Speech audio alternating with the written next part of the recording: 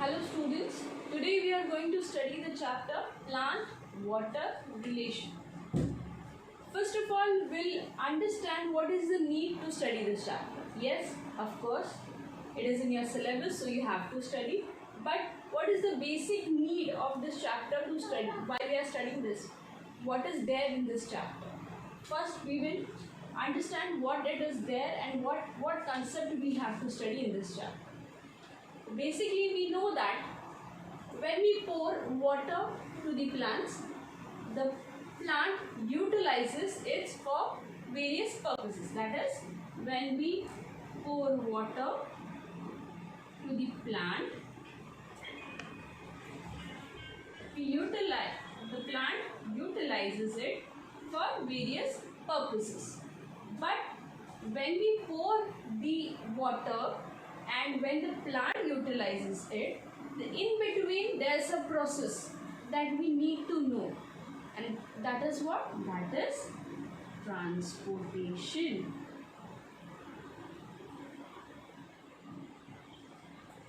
We never wondered why does this happen when we pour water to the roots. How do it reach to the topmost or the apex part of the plant? We never thought about that. That is what we are going to understand in this chapter. Basically, we know that in humans, any biomolecule, any kind of biomolecule is being transported to the entire body, or it is being circulated to the entire body with the help of a system that we have, that is the circulatory system. Right? The biomolecules in humans are being transported with the help of a circulatory system, and here the arteries and veins play a very important role in transportation. Whereas in plants, how does this transportation occurs? That is, consider a small plant or a big tall tree. When we pour water to the roots, how does it reaches to the apex of a tall tree? That is what we are going to study in this chapter, and that is why the title name of this chapter is plant-water relation, and how the mechanism of transportation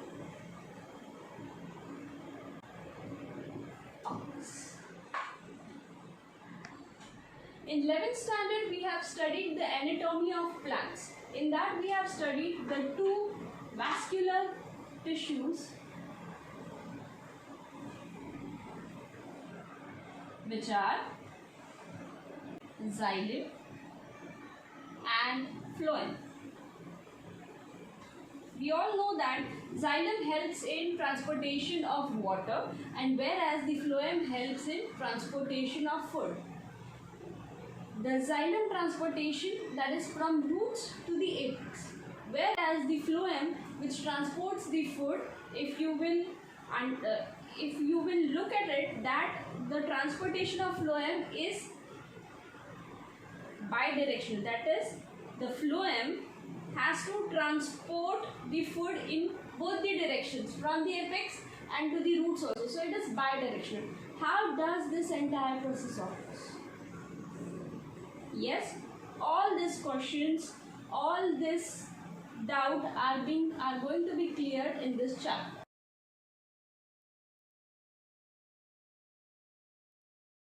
Now let's start with the first topic of our chapter.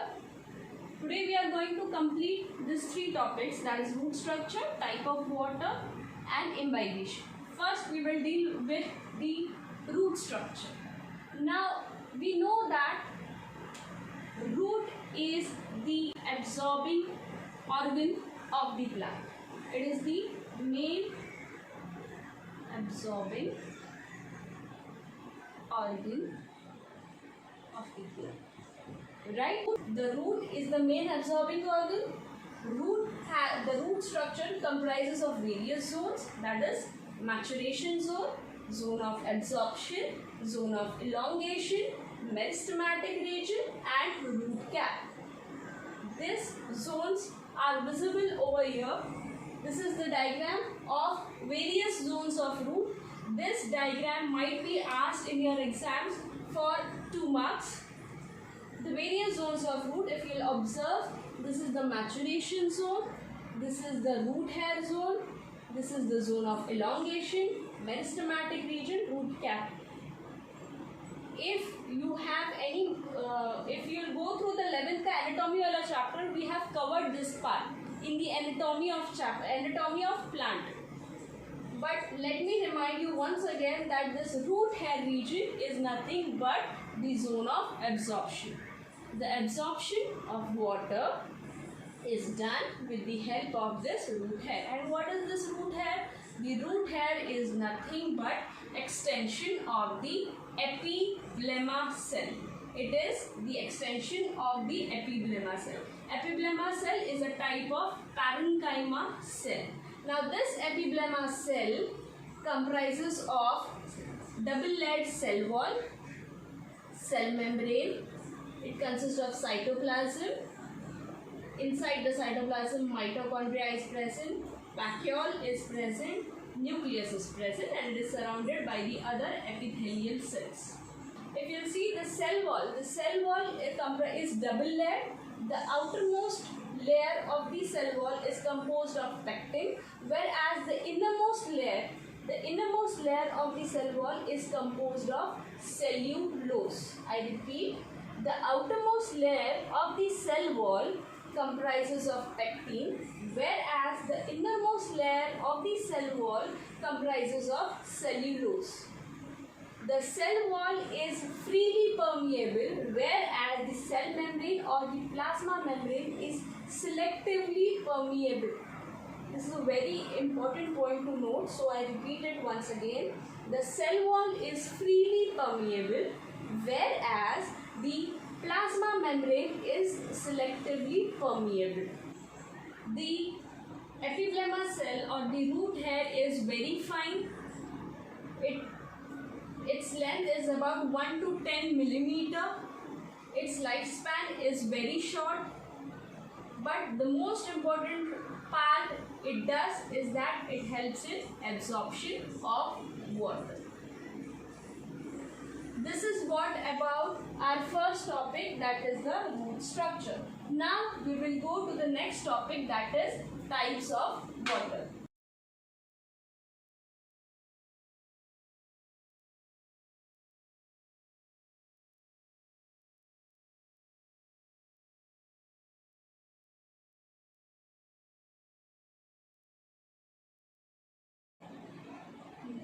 The second topic, that is types of water. Types of water which is available in soil.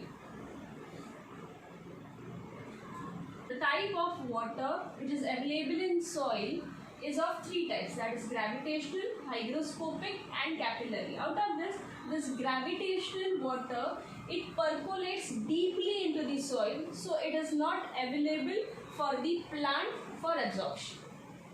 The hygroscopic or combined water, as the name says, it is combined with the other compounds, so it is also not available for the plants for absorption.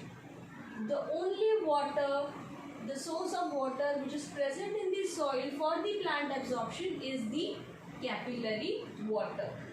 This capillary water is only available for the roots, for the roots for absorption. Now the various processes, the process by which the absorption occurs.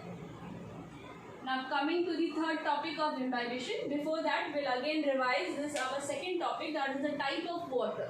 The type of water present in the soil is gravitational, hygroscopic or combined and capillary. Out of this gravitational, it percolates deeply into the soil, so it is not available for the plant for absorption. Hygroscopic or combined, as the name suggests, the combined water, it is combined with the other compounds, so it is also not available for the plants for absorption. The only source of water which is present in the soil for the absorption is the capillary water. Now we know that this capillary water is available for the plants for absorption. But how does this absorption process occurs? There are various ways.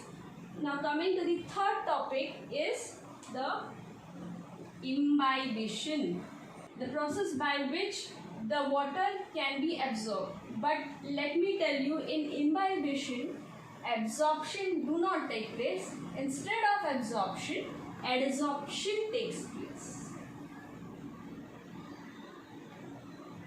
Now, before understanding what is meant by imbibition, we must know the difference between absorption and adsorption.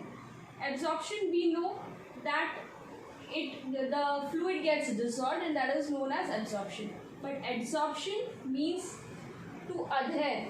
It is related to adhesion. When a fluid gets adhered to a substance, that is known as imbibition. So we know that the cell wall is composed of pectin and cellulose. The cell wall is composed of pectin and cellulose. Both are hydrophilic colloids.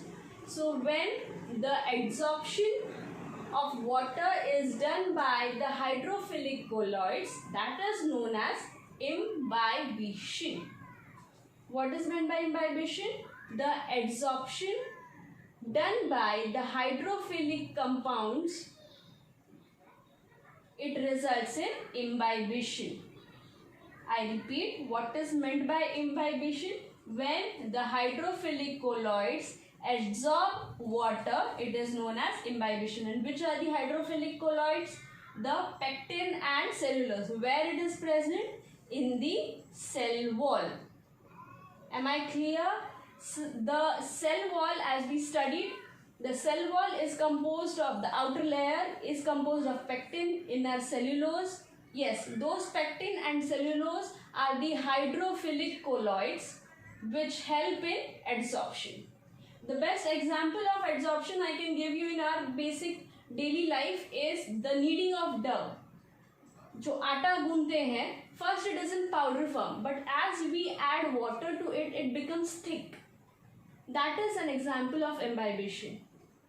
Or when the raisins are kept in water, they get puffed up.